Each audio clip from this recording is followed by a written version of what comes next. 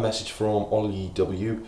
He's saying, quick question, currently training for the Royal Marines and currently on my medical. I have been training for a bit now and I have developed shin splints. I knew you mentioned about you developing shin splints as well. Do you have any advice for what I should do? Train less. How did you overcome your shin splints? Thanks, Ollie. I'll answer that question now because I want to do this in a video rather than replying to your comment.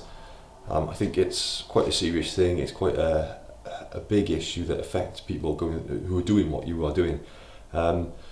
There's a few reasons why people develop shin splints. Like you said, I developed it myself, so I looked into it quite a bit, and I'll share with you what I came across and also what I was told by people and also what I did and sort of what happened with me. So firstly, what are shin splints? Basically, it's a pain that a lot of runners get in the front of their shin. This is a pain you get in the front of your leg, and it's an overuse injury really. It's where you're running repeatedly, your foot is pounding, your leg is pounding on the floor like that, and over time, it just doesn't repair itself and it begins to hurt. Now, it's got varying degrees of severity, where it starts off with just a sort of bit of numbness, bit of pain, which left unchecked, and if you carry on training, increasing your mileage, it can get worse, and eventually little cracks can form in your shin. Eventually then it could even lead to a stress fracture, and that means you can't run. What causes it can be numerous things. It can just be increasing your mileage too quickly, particularly doing what you're doing now. You've got a goal, you're going for the Marines, you need to get fit, you want to get fit, you need to be good at running. So your idea is then in your head is you think, well, I need to run more and more and more and more. Now, that can be counterproductive because you can run so much that when you get there you've got shin splints. They're not going to get better once you get there. Well, it's unlikely they'll get better once you get there. I'll never say never.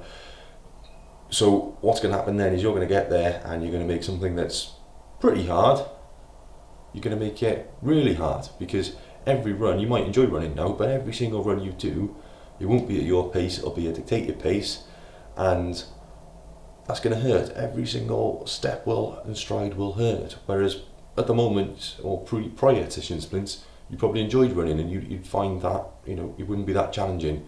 So even a 4 miler or a 6 mile run will become excruciatingly painful. So something which doesn't have to be that hard will be made harder. So going on the causes of it can not only be increasing your mileage too excessively without giving your body enough time to adapt and recover.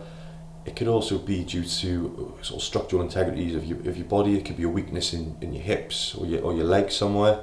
It could even be your running shoe. That is an option. It could be that, or it could even be your gait.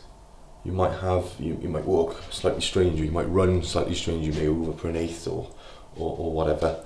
I'll talk about the first one now, which was the overuse injury. So what you need to do with that is, like you said, train less. I wouldn't say train less, I would just look at what you're doing now. Think, okay, you've noticed you've got a problem, you notice you've got shin splints. So what you should do is look at that and reflect. You've got shin splints now. Take maybe a couple of weeks off from running so to allow it to heal. However, that doesn't mean take 2 weeks off training. That means take 2 weeks off running. So you can still do cardiovascular exercise, you can still train 5-6 times a week, okay, but you're going to be doing various different styles of training. So you can do swimming, focus in your swimming, so you're doing the equivalent amount of cardiovascular work through swimming. You can still do cycling, you can still go on a static bike in the gym, so you're still getting your cardiovascular training that way. And you can still do circuit training, you can still do strengthening exercises. I would particularly make sure you are doing strengthening exercises for your glutes, also your legs, so things like squats, single leg Romanian deadlifts, and calf raises to help strengthen those muscles there. Also make sure you're stretching these muscles regularly as well. Once you get back from your 2 weeks of doing this, it will be difficult to do because I know you really want to get good at running. You're not going to lose that much in 2 weeks, alright? So don't get out of your head, don't worry about that. Once you do get back into your training, introduce the running gradually. Don't run every single day for 5 days. you could lower the pace down a bit, maybe say 3 times a week, and then 2 sessions of a lower impact type of cardiovascular work, whether it be circuit swimming or cycling, whatever you want to do. When you are increasing your mileage, okay, try not to increase more than 10% per week. Look at your mileage you're doing, so don't suddenly go, right, I'm running 10 miles this week over the 3 runs. Next week I'm going to run 40 miles. That's, your body's not adapting to that change. So keep the progression in your runs slow and relatively conservative, but make sure there is a progression there. Running shoes, just like your car, has a sort of a mileage on them. I think with most running trainers, usually about 300 miles before they say you should replace them. I know in a previous video I said that I had them for 5 years, but don't. I don't always practice what I preach, but that's what the experts say. They say 300 miles, and then you should look to change your running trainers. Also, as well, when you are getting your running trainers, maybe just have a tinkle around, speak to people in the know. It's good to have something that's going to be supportive on your feet, something that you'll be comfortable in, something that's not going to cause you any problems. So speak to one of these running specialists you get in running stores. Have a chat with them, even if you don't necessarily buy the shoe from them. Get some advice from them, even if you go there pretend you want to buy a shoe, just so they can look at you and they will look at your gait. Some of them will even have a treadmill there that'll make you walk on it. They'll film it and they'll slow it down so they can even look to see what your foot's doing as you move, as you're walking and as you're running as well. So that is something you could look at, is changing your shoe. You might be that you've got an incorrect shoe that's not for your foot or for your type of running movement. Moving then on to gait is another one. Running and walking comes naturally to us. It doesn't actually. You might find that your running technique is not as biomechanically efficient as it could be. Which means you're putting strain and stresses on muscles that you shouldn't be putting strain and stresses on, and that's called helping or assisting with the pain. So it could be a combination of all the factors we talked about, or it could be more one of the factors than the other. You get somebody to watch you run, and if they say, your right heel's not coming up as high as your left heel, or your hips are tilting to the side, or doing, so it looks like you're belly dancing when you're running, then that might be a cause for the strain. If that's the case, then there are exercises and drills and things you can do to help improve your running training. Even little things like, if you're on a treadmill, putting the gradient up to 5% will help activate the glutes. Little things like that can and also that will assist with the sort of the knee drive up. Little things like that will assist you, and hopefully in time will repair your shin splints. It's not really something that will occur overnight. It won't just suddenly get better. I read somewhere that on average it takes over 70 days for shin splints to be rehabilitated, but following what I've talked about and just being sensible with your training really will help it. Okay, I did say what happened with my training. Now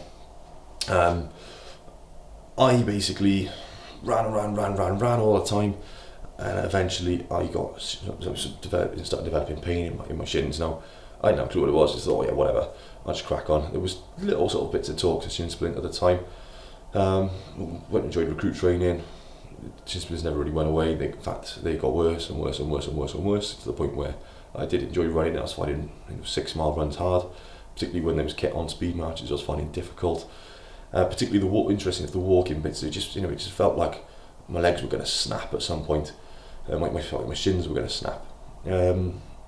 Basically, then I was getting it looked at by the doctor on site, and they were saying, giving you medication. I didn't want to get back drooped or anything for it.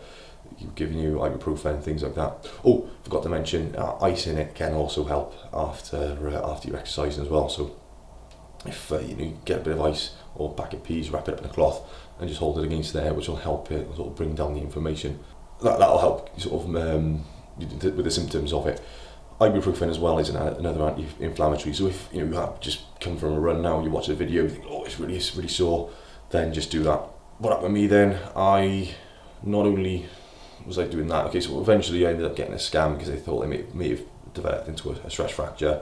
So it turns out that you know, when I had this scan, it looked like it may have had a fracture, but it was in the process of healing itself, so I'm not 100% sure if it was a fracture or not. So it could have been those tiny little cracks we discussed earlier. And then I was quite lucky, unlucky, depends how you want to look at it. I ended up with a case of with D&V, so I had to be sort of quarantined from the troop for, I think it was about 2 days before they cleared me. And I just think that 2 days of literally lying in a bed and doing nothing really helped me, because for some reason then I came back and shin splints never did. So yeah, I don't quite know what happened, but I think it may have just been the rest and recovery, allowing my body just to quickly go, right, I've got to healed itself, prepared itself, and came back stronger. And then, you know, since then I've never really had it. I think I was always a bit more sensible, because that was actually towards the end of the training. I only had about 2 or 3 weeks left of training by that point, and yeah, they never came back. And I think obviously after that my training was more sensible. It wasn't just going nuts, and I was learning, developing, I was getting my muscles stronger as well. And yeah, so hopefully this advice will help you. Hopefully you won't become as extreme as you did with me, where you notice it and you start trying to sort things out when you're actually there. Try and get it sorted before you get there. You know, at least it'll make it won't be easy for you, but it'll not make it as hard for you as it needs to be.